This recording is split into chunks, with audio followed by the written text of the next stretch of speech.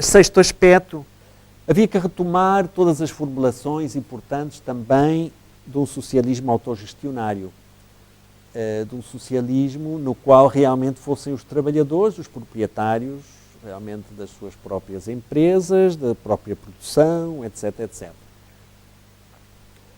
Sétimo ponto, relacionado com este, também a prática do cooperativismo. Fico contente que aqui também há gente a trabalhar no SEX e um pouco com estas... Mas há que desenvolver toda uma filosofia também do cooperativismo. Não se trata somente de um aspecto, digamos, que funcione do ponto de vista económico. Havia que ver todo o aspecto humano, todo o aspecto realmente de valores que isso pode ter. Uma ética até. Ok, oitavo aspecto também... assim também um bocadinho mais prático, como é que se poderia fazer? Articulação das unidades de produção e de consumo. Quer dizer, em localidades, em termos, é como se articular cada vez mais, não é? A coisa começa no concreto, não é? Mas não é somente nesse conceito assim da competição, etc., da concorrência que às vezes foi feito, precisávamos de repensar isso para dinamizar o que é o interesse social. Nono aspecto, havia que ver sindicatos integrais e totais. O que é que quer dizer com isto? Não, sindicatos não meramente economicistas. Pronto, e o décimo, aqui uma formulação assim um pouco bombástica, mas no fundo havia que ver como é que isto se trabalhava. Sabe, o holismo é a tentativa de superação dos dualismos. Portanto, havia que acabar com esta dualidade empresário-trabalhador. Não é? Num tipo de economia holística seria uma só categoria. O empresário é trabalhador, o trabalhador é empresário. Não é? E, sobretudo, no sentido social. Não é? De alguma maneira, seria que todos somos empresários e todos somos trabalhadores. Não é? Portanto, ninguém vai roubar a coisa. Agora, quanto tempo é que demoraremos até chegar a isto? Depende um bocadinho da nossa força e dos nossos interesses, etc. Ora bem, o que é que significa utopia? Normalmente, utopia tem má propaganda, não é? Utopia, assim, isso é utópico. No sentido, isso é aí um sonho assim. Mas utopia pode-se entender como horizonte, o que está mais adiante. A gente nunca chega à utopia, mas é o que nos faz caminhar, não é? É o que nos faz caminhar. Se a gente não tem utopias, nunca vamos caminhar. E, no fundo, esta sociedade é também anti-utópica. Tudo. Pensemos que crise é um momento importante. É um momento importante também de oportunidade, para criar coisas diferentes. Não tenhamos medo, não é? Comecemos a trabalhar. Já se a gente faz pequenas coisas aqui e agora, já são qualitativamente importantes. Já estamos a transformar. Não é preciso dizer, até que isto não se transforme. Não, comecemos, façamos aliás as nossas coisas já. Comecemos, mostremos que isto é possível. Então a revolução é hoje, aqui e agora. As nossas microlutas são importantes, não é? As nossas micro-resistências, às vezes também. Redes, experiências reais, sugestões, etc. O importante é desenvolver a criatividade, não é? E lembro de estar a ler agora um livro interessante, ter acabado um livro sobre a física, sobre a cosmologia. Um autor faz a provisão, o que é que seria daqui a 100 anos? Ele diz, do ponto de vista até social, ele diz, os empregos que vão ter mais capacidade e mais desenvolvimento vão ser os criativos. Porquê? Porque os outros vamos estar robotizados. Ou seja, a tendência já está prevista cada vez mais robotização. Então isso é mecânico. Pronto. Realmente o valor que vai dar criatividade, da criatividade vai ser o fundamental em todo este processo, não é? Se a gente não começa a exercer isso já, não sei se vamos ter tempo, não é?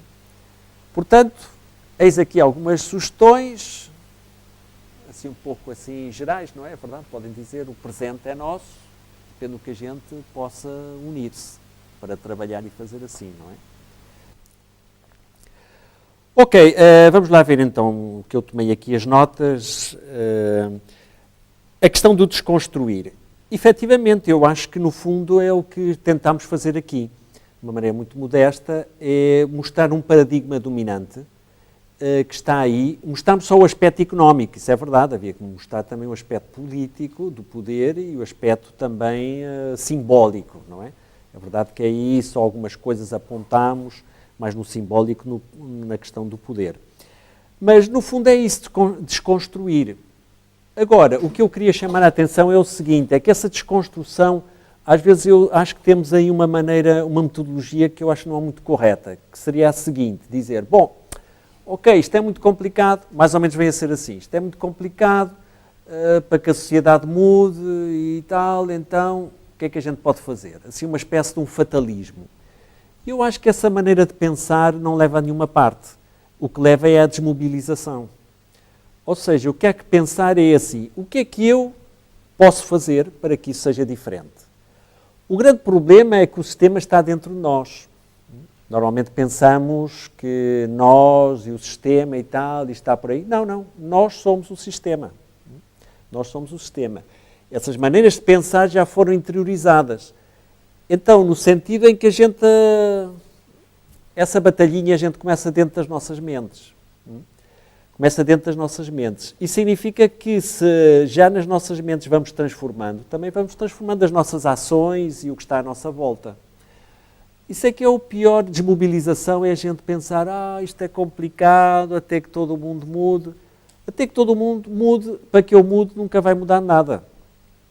Entre outras coisas, porque o pouco tempo que a gente tem aqui, a fatia de tempo que a gente tem para viver, não vai dar. Portanto, comecemos já. Comecemos já como? Talvez comecei pelo final. É como é que a gente vai transformando as nossas mentes, realmente, e não colaborando com o sistema tal como está montado, com este paradigma que está montado. Aqui toma as ideias do nosso amigo Gandhi, quando falava da não cooperação. O que era a não cooperação é, se a gente pensa que uma coisa não está de acordo e que é injusta ou que, eu, ainda que seja o único no mundo, se eu estou convencido que é, não o devo fazer. Não devo colaborar. Houve também um filósofo aí interessante que disse que, bom, que há ricos porque há pobres, no sentido em que os pobres são os que possibilitam que os ricos sejam ricos. Quer dizer, é essa dizer, no fundo, colaboramos para que isso esteja assim. Não é? Agora, se colaboramos para que isso esteja assim, também podemos colaborar para que seja diferente. Qualquer ato de resistência nosso alternativo já começa a transformação aí. Se cada um de nós tomamos consciência disso bem a fundo, o mundo está a transformar-se. Não é preciso esperar assim que chegue à revolução final para que a gente comece a fazer qualquer coisa. Não é? Nós podemos mudar. Quando a gente se convence disso é que realmente já está a mudar. Não é? Ok, então a questão é como desconstruir, efetivamente. Começar por desconstruir. Mas o que é que temos de desconstruir? Desconstruir talvez alguma educação que nos deram, que muitas vezes foi educação talvez competitiva. Não digo que tudo tenha sido mau, não. Mas muitos aspectos estão aí que a gente, sem refletir, sem um sentido crítico, fomos interiorizando. Então é um trabalho um pouco complicado, mas eu acho interessante, de autolibertação. Todas as questões foram passadas sobre o que é classe social, género, etc. Espera aí um momentinho, vamos começar a analisar isso. Se calhar podemos começar a desconstruir muita coisa. Ok, crise, aí disseram, pode ser também uma viragem, uma oportunidade. Efetivamente, eu acho que está por aí, não é? O que é que aconteceu um bocadinho, do meu ponto de vista, assim, muito rapidamente dito? Entramos num capitalismo consumista. Ok, fizeram-nos entrar também num capitalismo consumista, porque a pergunta é quem é que lucrou com isso? Aquela questão que às vezes aparece assim nas manifestações. Eles é que vivem por cima das nossas possibilidades, não é? Não é que nós vivamos por cima das possibilidades. Eles é que vivem por cima das nossas possibilidades. Ok. Pronto, então entramos na jogada. Agora acontece que isso está em crise, então agora vêm também as grandes crises interiores, de vazios. De repente não temos assim base. Vemos que aquilo não estava mantido em nada. que as nossas depressões resolvíamos isso com ir ao mercado e comprar. Agora, como não podemos comprar, agora estamos em depressão permanente, não é? Então, é uma questão de valores. Uma questão de valores que é muito importante, não é? E por aí começa. Não importa dizer, mas isso é que é lento. Não, mas é que isso é que é mais profundo.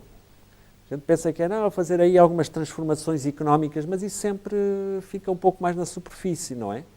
Fundamentar sobre o tema do ser é sobre estas questões. Espera aí, a finalidade da minha vida. Para que é que eu estou aqui? Alguns de vocês formularam muito bem, acho, essa questão. Pode-se chamar qualidade de vida. O que é qualidade de vida? Normalmente qualidade de vida é que vou às Caraíbas, passar lá não sei quê, tal, ou que vou... Essa é a medida de qualidade de vida. Mas a qualidade de vida não se põe, por exemplo, fazer meditação, que é a gente sentir-se bem consigo próprio, no seu próprio corpo e dentro de si mesmo. E desfrutar com o que tem. Isso não entra assim muito nas... E vai ser um pouco difícil que entre, tal como estão os paradigmas dominantes, não é? O paradigma dominante. O karma, sim, o karma é interessante. É uma ideia, normalmente a gente entende isso, a reencarnação e tal. Mas o karma o que é que quer dizer? É que nós somos um pouco... Temos um balanço, também do ponto de vista económico, quase, um balanço entre o que fazemos correto e o que fazemos incorretamente, não é? Se a gente está a apostar por viver uma vida sem sentido, materializada, etc., pronto, o que é que vamos esperar? Digamos, recolhemos o que semeamos, como já dizia também o São Paulo. É o princípio do karma, é esse. Nós fabricamos o nosso karma. Então, se a gente consente, em jogar o jogo do paradigma dominante e seguir que vai favorecer a eles e não tem muita saída, não descachemos. Nós estamos a fomentar isso. Mas também, deste mesmo ponto de vista, nós podemos, desconstruir isso. Podemos ser desobedientes. Desobediência também não tem que ser assim uma coisa... Há muita desobediência, felizmente, não é? Mas então, desobedeçamos. Era a proposta também do Gandhi. Não obedeçam. Se vocês continuam a colaborar com os ingleses, etc. Aliás, o problema não eram os ingleses, o problema é a gente colaborar com o sistema dominante nesse ponto. Então desobedeçamos. Comecemos a fazer, pelo menos somos um bocadinho mais felizes do que somos. Ok, das encíclicas, pronto, a gente já podia falar mais devagarinho, mas talvez não seja aqui o momento, não é? Talvez a Laborem Exercens também seja interessante, ou Populorum Progressio, mas tudo bem. Assim um bocadinho rápido, esse capitalismo-consumo e esse consumismo, então está em crise, não é? Porque realmente a crise de valores, que é o que está aí presente, não é? Pronto, depende também de nós, o que é que também fazemos nesse sentido, se queremos alimentar aquilo. Ora, dizia já contei alguma vez, um grande mestre, perguntaram-lhe como é que ele se definia, não é? E ele definia, era a tradição indiana, ele dizia-se o seguinte: eu sou como se fossem dois cães. Um que é muito valente, protege, defende-me dos outros, leal. E outro cão que é covarde, que lá dá todo o mundo, que foge também, e que enfim não me defende. Bom, e o discípulo perguntou: e qual dos dois é que você, mestre, se sente identificado? Depende daquele que eu alimentar. Pronto, se a gente continua a alimentar esse cão, então não nos queixemos também.